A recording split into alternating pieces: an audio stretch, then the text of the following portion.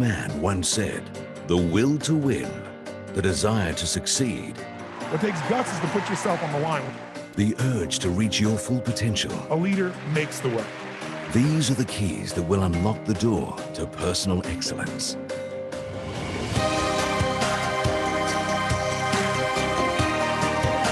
Success Resources is the world's leading events promoter of business, personal development, and wealth creation programs.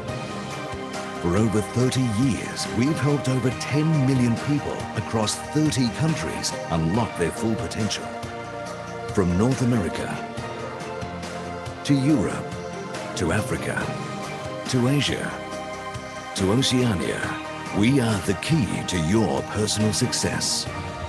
We open the door to the world's best speakers such as Anthony Robbins, Sir Richard Branson, Robert Kiyosaki, and T. Harv Eker, to name a few. Praised by Donald Trump for being the world's best, we have over 500 events a year and access to the greatest thinkers, achievers, and motivators of our time. We guide you to the success that lies in every one of us. But you will not discover your greatness in your comfort zone. You have to have confidence in yourself. We have never really truly reached our destination. There's always another level to strive for. Your best is yet to come. Success Resources, your learning partners.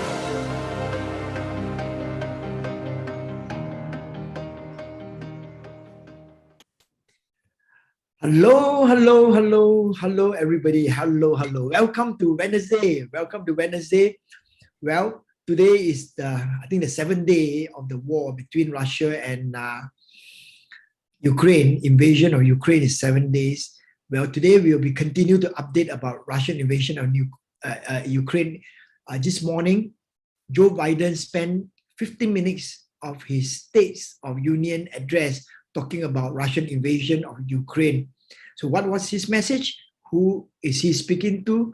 How is Bitcoin impacted by this war? Welcome to another journey of Bitcoin journey to 100,000. My name is Richard Tan from Success Resources. We are a world leading education provider. Every week, Monday, Wednesday, Friday. This is streamed live on Facebook and YouTube. We are making videos tracking the incredible journey of Bitcoin to 100,000. So if this is a journey you like to follow us, make sure you subscribe to the channel, smash the thumbs up button and the notification bell so that whenever we do a video, you are the first to know. I'm very delighted to bring my very passionate and hardworking friend, Dr. Clemen Chiang, to the program. He's an authority in financial investing and a very, very well-known teacher to many thousands of students all over the world. Welcome, Dr. Clemen. Wow, Richard, welcome back. And today is Wednesday, midterm of the week. So many things have happened. We are counting down 7 days to the war, and it's not going to end so soon. So let's take a look what we can do right about this war and so many things happening at this moment. Yes, Richard. Yeah, yesterday Singapore also joined in the sanction, right? So Singapore is a very small country. Our minister stand up and also stand up for a certain principle and also join in the sanction. So Dr. Clemen, no more VUCA for you, okay? Russian VUCA.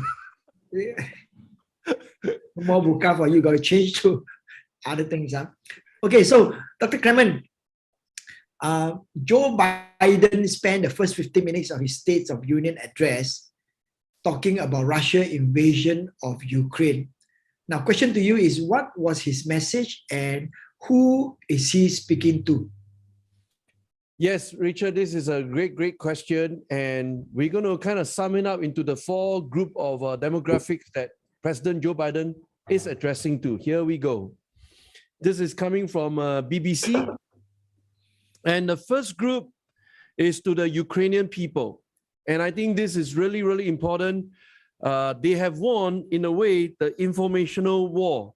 They have won over the hearts of the people globally for their bravery, for their love of their country, patriotism, every heroic acts that have been enacted from men, women, even children of Ukraine. Now, even right now, the elderly folks are also picking up arms, staying on to fight. So hearts and souls of the world got won over by the Ukrainian people, and forever they will leave a lasting legacy. The second group of people is none other than the Russians. And this is kind of really, really difficult because we also have Russian friends. And I'm sure you have Russian friends in your country, in your neighborhood, in your workplace. And this is the part where the message is directed to President Putin. I think right now the US has kickstarted the process to hold him up for war crimes or war tribunal. And really heinous, he's already throwing bombs as residential districts, regardless of the lives. He's just going all out to win, to save face. The third message goes out to the European allies, and this is the part that kind of shocked everybody, from Germany to Switzerland to the traditional conservative European nations. They never expected that, the West and NATO wouldn't respond. Putin was wrong, we were ready. And so in our last video, we talked about the 4 miscalculations, and this is one of the 4 miscalculations. Putin never expected that the NATO allies could come together so strongly to impose sanctions on the Russian economy. And of course, to the American people, the American people kind of traditionally has always been, I want to use the right choice of word, it's not pro-war, but they have always been engaged in wars. And this is the part that is really, really difficult because, we are taking different ideas from different sources, and I want to bring out a very important article about what is really going on about this so-called war. And so I want to pull out this really, really important news about Asia and our relationship with NATO. So this was published by our ambassador at large, and his name is called Kishore Mahbubani. And I hope you guys can really go and track down this article. All right, this is really, really meaningful article. It has been circulated several rounds on WhatsApp. So if you have not received this article on your WhatsApp, means you kind of are out of touch. This is the most widely circulated WhatsApp article at this moment. It was published on June 2021, and the message is very, very strong. Asia, say no to NATO. Because everywhere NATO appears, there is trouble, there's bombing. And then that is the big, big message over there, which come back to this notion that, over so many years and the presence of US Army across different countries across the globe, somehow they are always involved in some kind of war. So is this a moment of time where American people stand up to fight for this, and already there are calls by Wall Street asking President Biden to do the first mover attack? And this is a very, very dangerous narrative. And we know this year is the midterm election, 8th of November.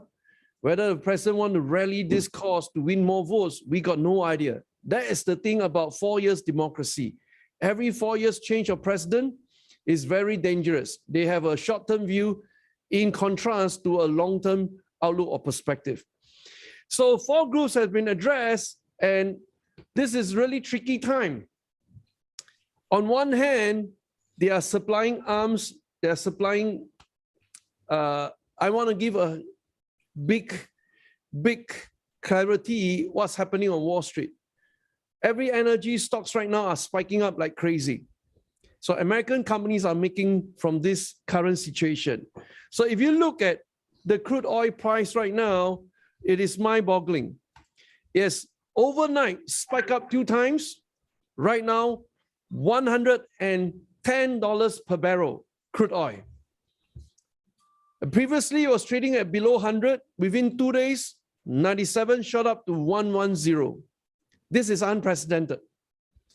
This is raising alarm across the entire Wall Street because we're going to have a higher inflation.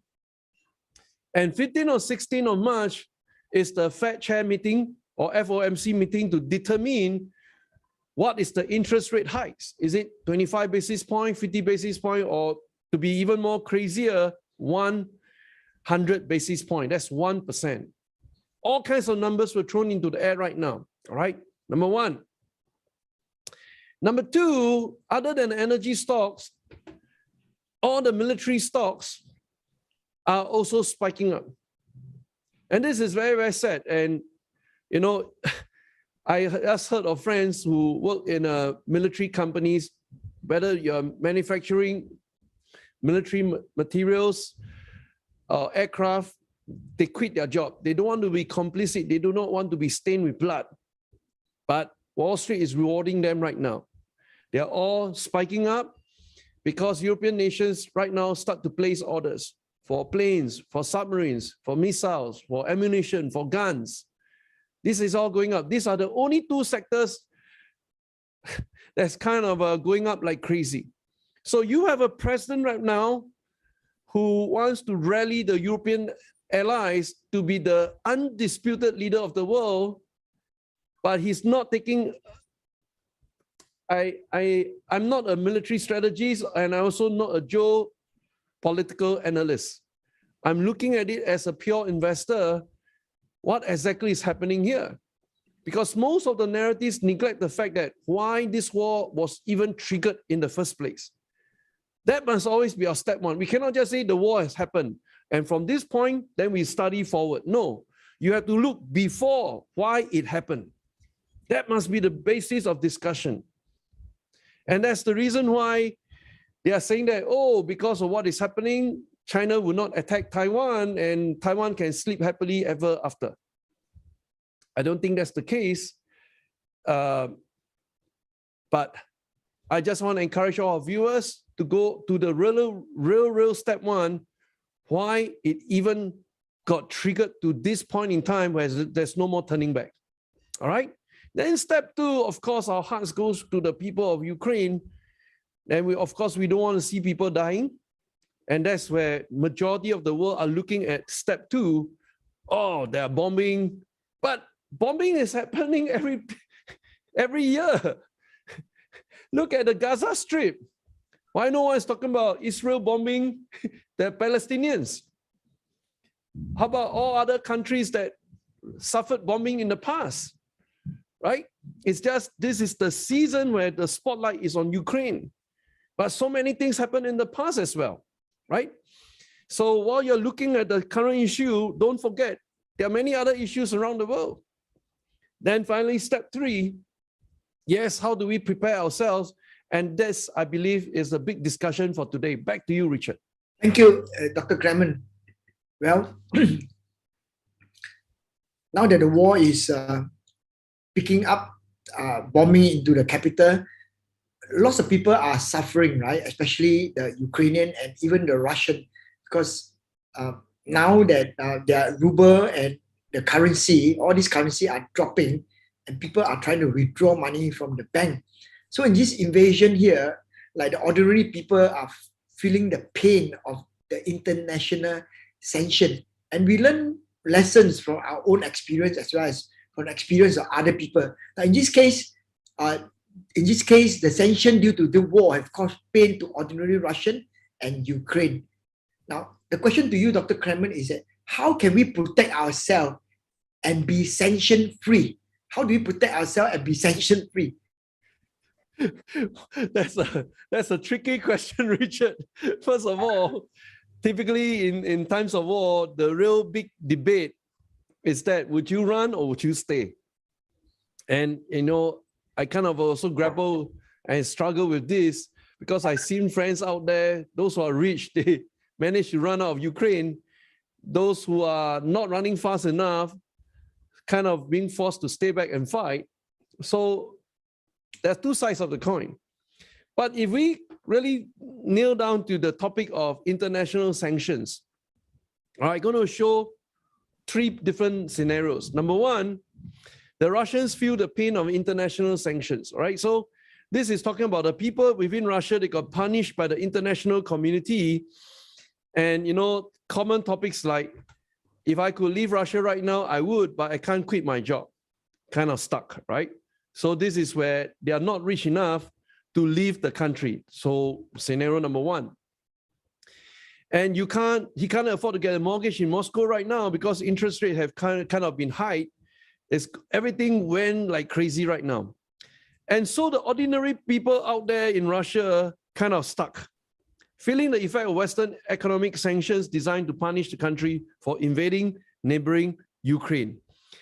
So it's not just the Ukrainians feeling the heat, the normal Russians are also feeling the heat.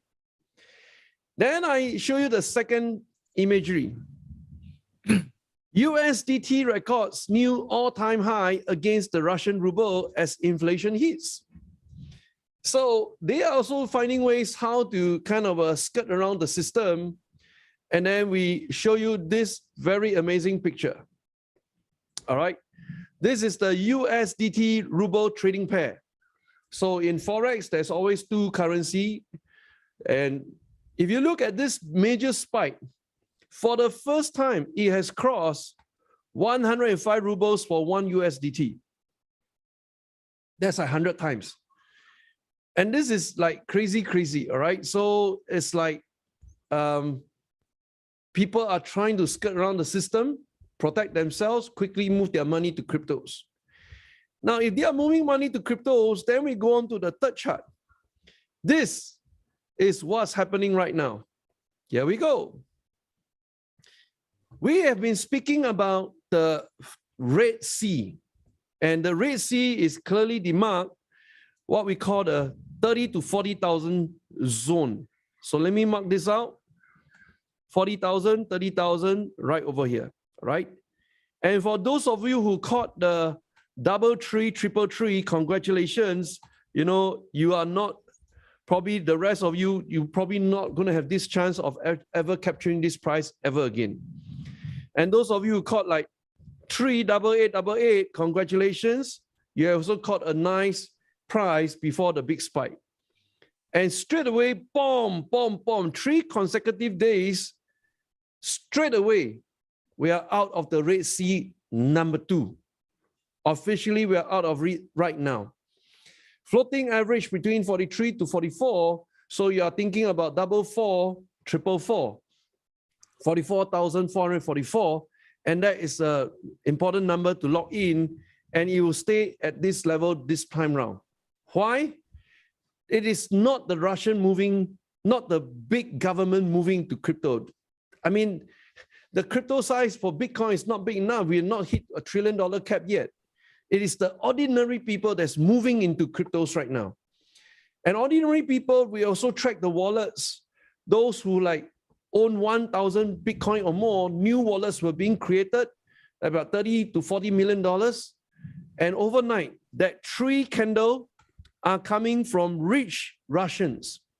Not the billionaires yet. I'm talking about maybe the millionaires, all right, or the high net worth. They're moving straight into their cryptos, into Bitcoin, and that's the reason why you see this spike here.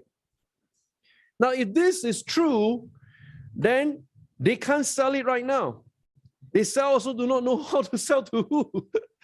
They'll hold on at this price. And we're waiting for the next trigger, you'll move up even more.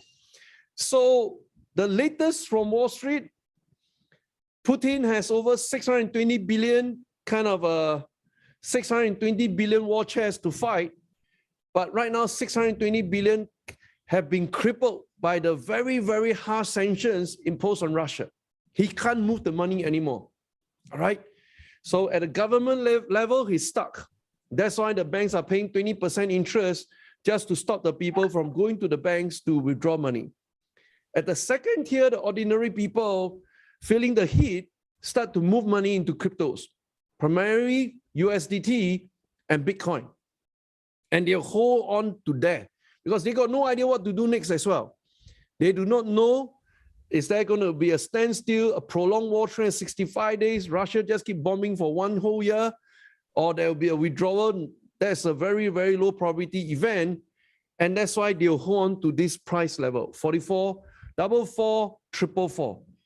Scenario number 3, if more people jump in, And right now, as we speak, more money has been sent to Ukraine, more military weapons have been sent to Ukraine, more food, more refugee support, more of everything, including foreigners entering Ukraine to fight alongside with the Ukrainians. This is happening at this moment. So in the terms of cryptos, I think it's going to stay that way. And I think officially it can be called a sanctioned asset. And that is the big topic for today. Back to you, Richard. Hey, thank you, Dr. Clemen. Yeah, just pray maybe we don't get into that situation like that don't happen to any one of us.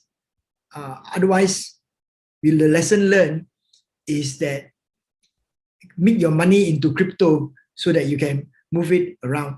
Now, the next question, Dr. Clemen, is this, that in February, early February or mid-February, the EU want to completely ban crypto asset. Yeah, I think there's a question by one of our participants here. Also, he said, well, sorry, I'm in Europe, you know, and what do we do if EU ban Bitcoin and crypto?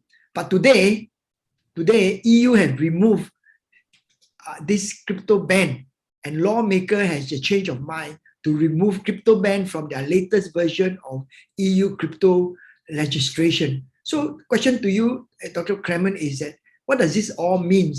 And how do you see the prospect of crypto and Bitcoin moving ahead?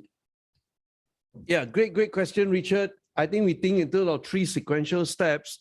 So step 1, EU wanted to completely ban anonymous payments with crypto assets dated 17th of February. Now, the idea was there, but the implementation and the execution, I think mission impossible. So from step 1, they thought of banning it. Then they realized, oh my gosh, I think it's very tough to do it. Then they go on to step 2. Step 2, dated 2nd of March, lawmakers have removed the Bitcoin ban from the latest version of EU's crypto legislation. Rather than banning it, they allow it. Why? Because it's so much easier to catch anyone with cryptos. I want you all to know, yes, we did talk about decentralization. Yes, we did talk about wallets, but I want you all to know blockchain is the perfect tool for government agencies like the Interpol and the FBI to catch criminals, because the trace is forever there. You can't run away from it. And this was proven many, many times. They managed to solve very high tier criminal acts through the blockchain because blockchain leaves forever a permanent evidence. So I think they have been convinced by law agencies, whether it's Interpol or FBI, and FBI also recently just set up a task force just to catch criminals on the blockchain. So this is a major move. And for the unlearned friends out there, they think they can escape using crypto. Sorry, the answer is you will be caught one day. And because it is on an open blockchain, all right? So this is the part that is kind of exciting, meaning to say lawmakers have finally can't wrap their minds around the fact that to ban is as silly as it is because you can't implement the ban. To unban it is brilliant because the trace is always there. You can always catch after the bad guys. And number 3, since they're going to unban it, think about the price of Bitcoin. Think about the price of cryptos. And among all the other coins, there's only one that's fixed supply, 21 million coins. And if the country is not going to ban it, everybody can trade on it. I think the future of the pricing is already guaranteed. Yes, Richard. Thank you, Dr. Clemen. Well, now let's look at adoption, right? Now, Bitcoin journey to 100,000 is not by magic or any myth. It is based on sound economic foundation. Now, Bitcoin has found a use case now in war. Now we're actually having a war, and there's a use case, and the use case is that it can be mobile, move around, it can be very convenient for usage of cryptocurrency and Bitcoin, and it's not controlled by government or bank. Okay, there's a news that Airbnb confirmed that they are looking at supporting cryptocurrency. The company has offered to provide housing for up to 100,000 Ukrainian refugees. Now, question to you is this: more and more use case of Bitcoin and crypto is being found. How do you see this BNB adoption case? Yes, this is a really solving a real case study on the ground. So, right now we're going to have an outflow of refugees out of Ukraine, and Airbnb first thing step in and say, hey, we're going to support crypto while focusing on free housing for 100,000 Ukrainian refugees. So how to implement such a strategy? I think this is the big topic right here. All right, going to pick out the important salient points, and here we go. First, the stats about Airbnb: 6 million active listings worldwide with more than 4 million hosts. There are 100,000 cities and towns with active Airbnb listings, even in the midst of current pandemic, right? So if Airbnb supports crypto, since some people in Ukraine are trying to take payments in cryptocurrency following Russia's invasion, he replied, Airbnb is, I'm personally supportive of the idea of crypto. Of course, I think it's a really interesting technology. And then he continued to say right over here, I went on Twitter in the beginning of the year and asked a community on Twitter if Airbnb can launch anything in 2022, what would it be? The number one response was add crypto payments. So I have a team looking into that. While clarifying Airbnb does not have anything regarding crypto payment to announce yet, the CEO emphasized, we are absolutely looking into this and specific to this crisis. So what have we learned from this underlying hidden message? From this crisis, many people have moved their assets into cryptos. That's done deal. You can't be moving around as a refugee carrying gold bars, carrying a luggage filled with cash. Not possible. You got to keep it really stealth. And I think cryptos plays a really, really important part in this. And this is the part where Elon Musk Starlink come into the picture to make sure internet connectivity is round the clock available to the Ukrainians. And all this put into the play why crypto is the default, what we call sanctioned asset. Very, very good. Step two, then we have to provide food and lodging. Food and lodging, that is exactly the business model of Airbnb. Bed, Airbnb, bed and breakfast and bed. That's the original brand of Airbnb. So over here, Airbnb has been thinking about cryptocurrency for quite some time. In its prospectus with the SEC, the company has already named blockchain and cryptocurrency as some of the technologies it is considering. So from this use case, or the current crisis case, emerged the fact that there are so many importance usage of blockchain, especially in the area of cryptocurrency. And that's the reason why we are so excited about this announcement. But of course, the backdrop of it is not like a happy news. It's more about 100,000 refugees from Ukraine. And since the start of the Russian invasion, more than 600,000 civilians have fled Ukraine. And very soon, probably going to hit 1 million. That's for sure, all right? Right now, I want to show you an image, kind of difficult to look at and really, really heart-wrenching.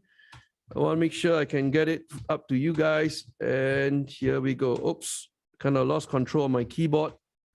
Hang on a second. Okay, here we go. This is a picture taken in the suburb of Kyiv, the capital of Ukraine. I scroll it up. I click on the image. Now, if you look at all along the left-hand side here, this is no different from your neighborhood or my neighborhood where I live in right now.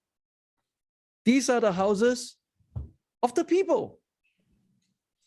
And right over here, this is what Russia has done to Ukraine. Entire streets from city to suburb, completely destroyed. Whether they leave their burning tanks lying around or the Ukrainians have destroyed their tanks, it's jam up there. I mean, it's not like 1, 2 tanks, it's the entire column right here, boom. 40 miles of tanks. How many years it's going to take to clear this? Because a tank is super heavy. You need big, heavy machinery just to move in the area and start moving them away. Is a mega effort, right? So just take it as Ukraine is destroyed. And, you know, if you look at this picture and we come back to the big debate right here, they are destroyed. They move their assets into crypto.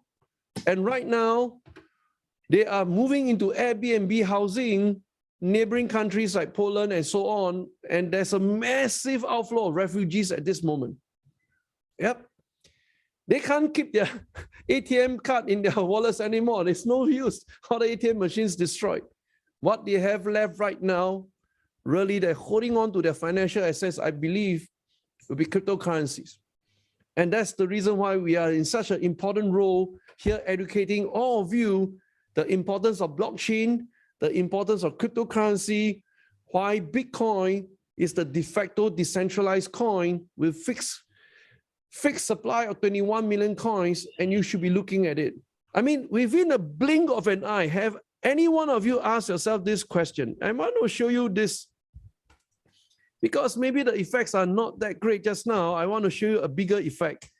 And Richard, just bear with me. I want to show them the effects of looking at Bitcoin. Here we go.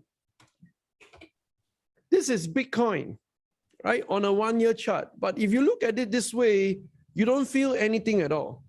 Let me change it to 1 hour.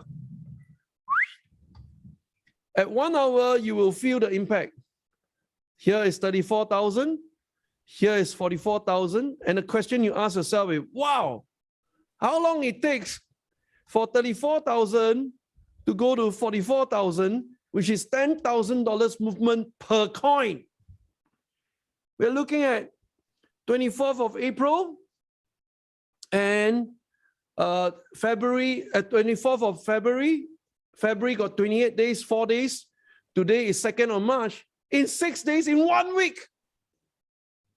A decision in 1 week. You're making $10,000 profit per coin. That's it.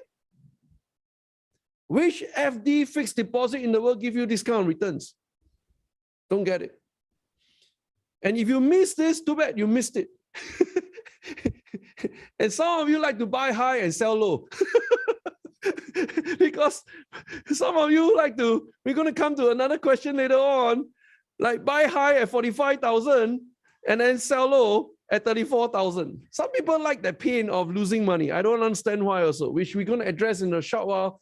And you know, this is what Bitcoin has to offer.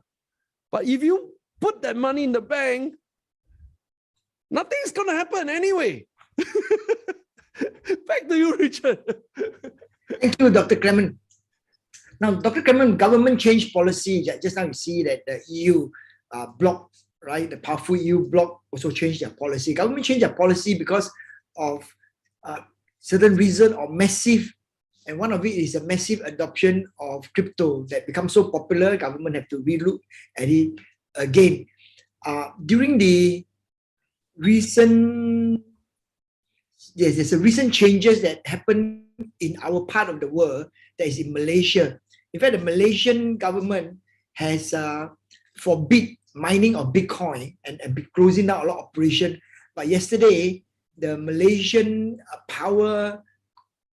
the national power company TMB is looking at ways to legalize mining operation by imposing specific tariffs.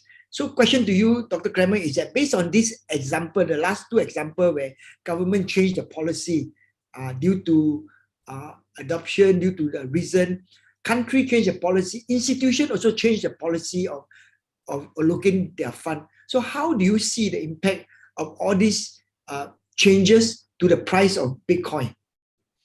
Yes, this is a fascinating question, especially if we are looking at a fascinating country like Malaysia. Now, whether they're going to legalize Bitcoin or not, they are not solving the root of the problem. And, you know, it's common knowledge, really common knowledge on the ground that in Malaysia, there are several illegal Bitcoin mining companies whereby step one, they will rent a house. And the house must be very specific. The house must be sitting on top of the electrical cable coming from Tenaga Nasional Berhad, which is the main supplier of electricity in Malaysia. So step one, they rent a house that sits kind of on top or near to the main cable of the electricity running underground. Step two, they hire a man to just take care of the house and ready to go to jail. And there are many such men around in the country say, no problem, you pay me $1,000 every month. I'll just, anything happen, I'll be the one going to the jail. And step three, from the house, they drill down below to tap the electricity.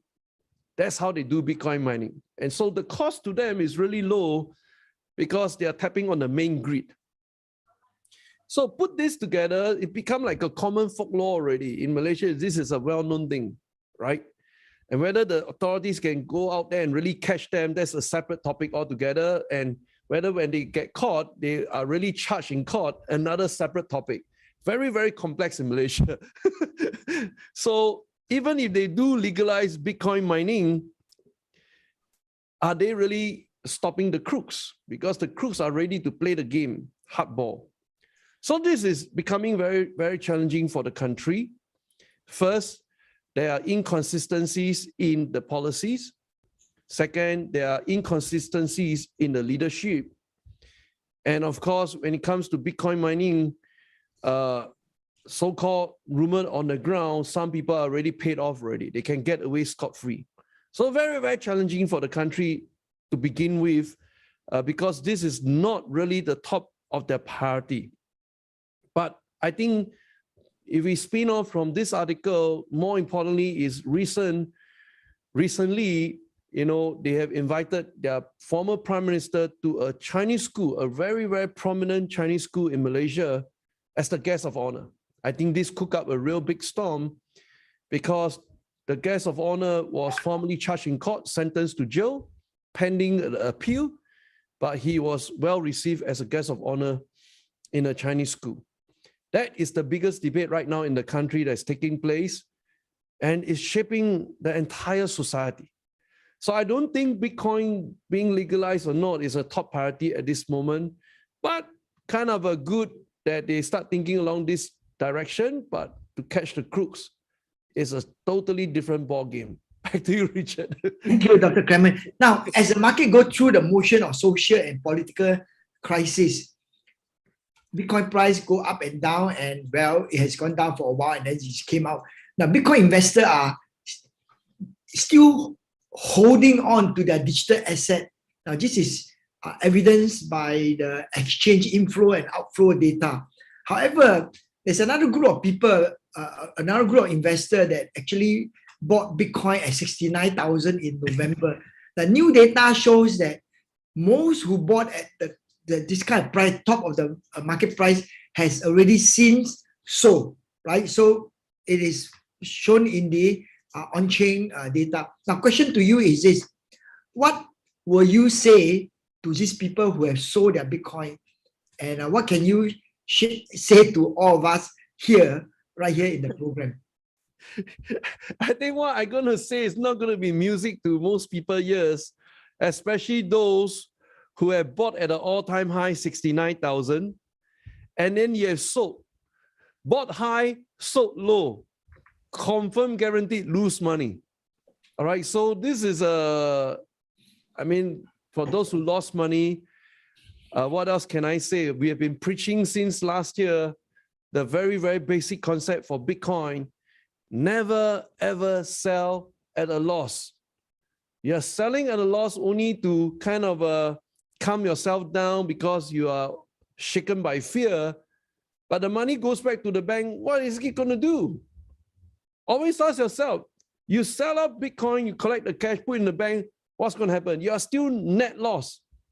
Inflation 7.5%, your savings rate 0.05%, your negative 7.45% every year for the cash in bank, right? So we come back to this chart here.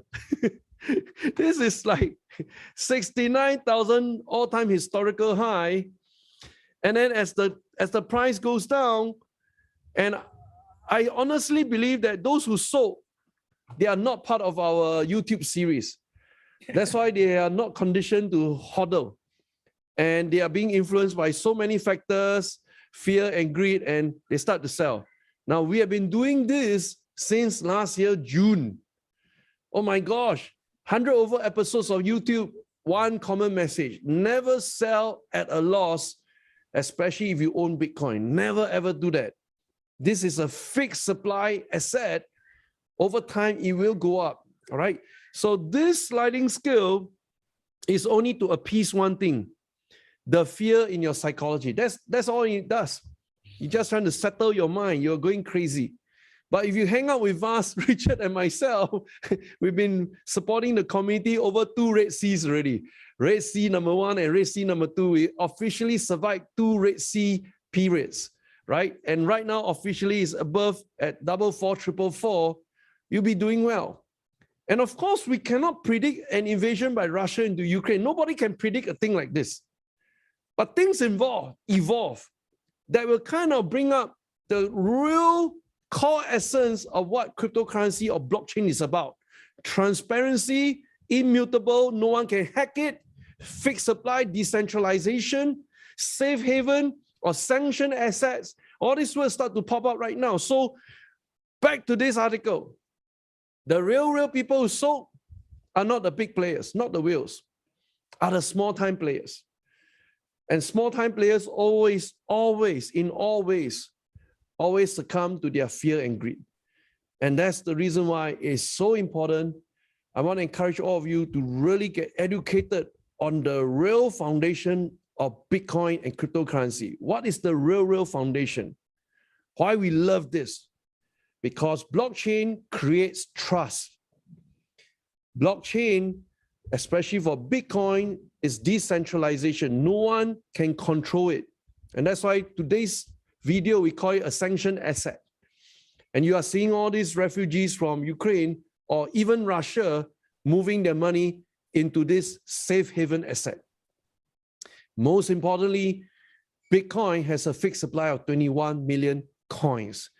So take this thought. I know it's painful, especially for those of you who sold at a loss and you kind of bang yourself. How come you didn't get exposed to our videos?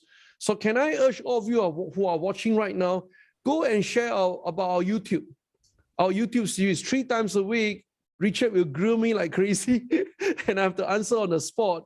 And then you guys go through this debate, this narrative, this discourse, and all this big discussion.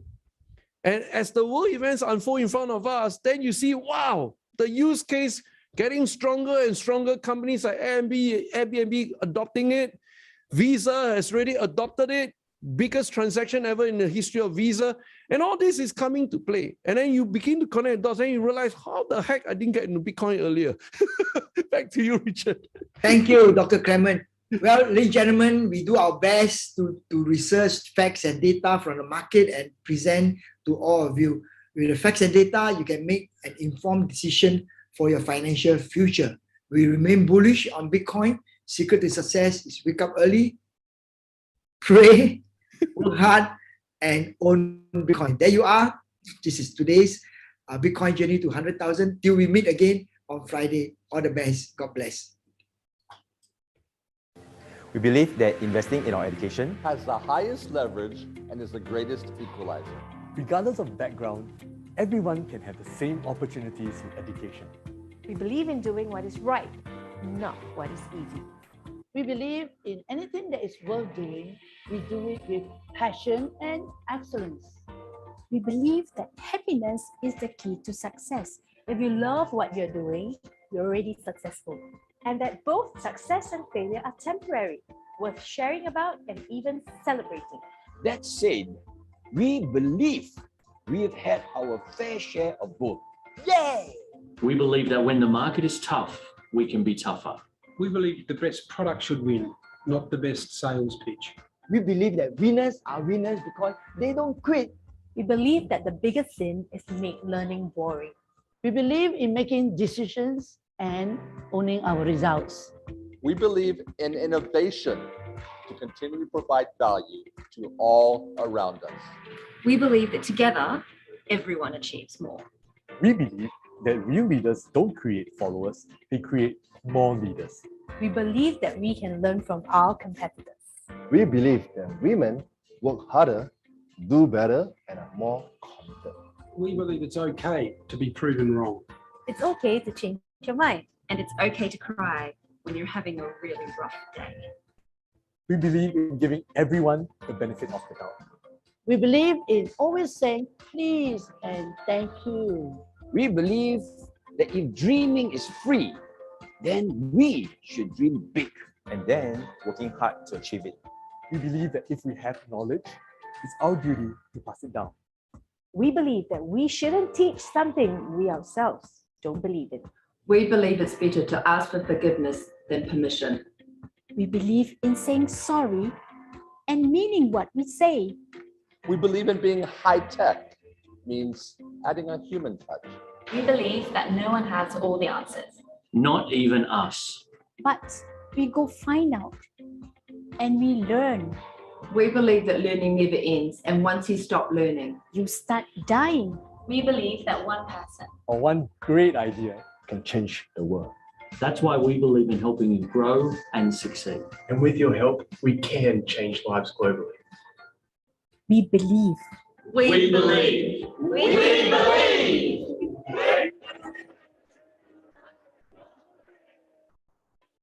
Thank you for your belief in us.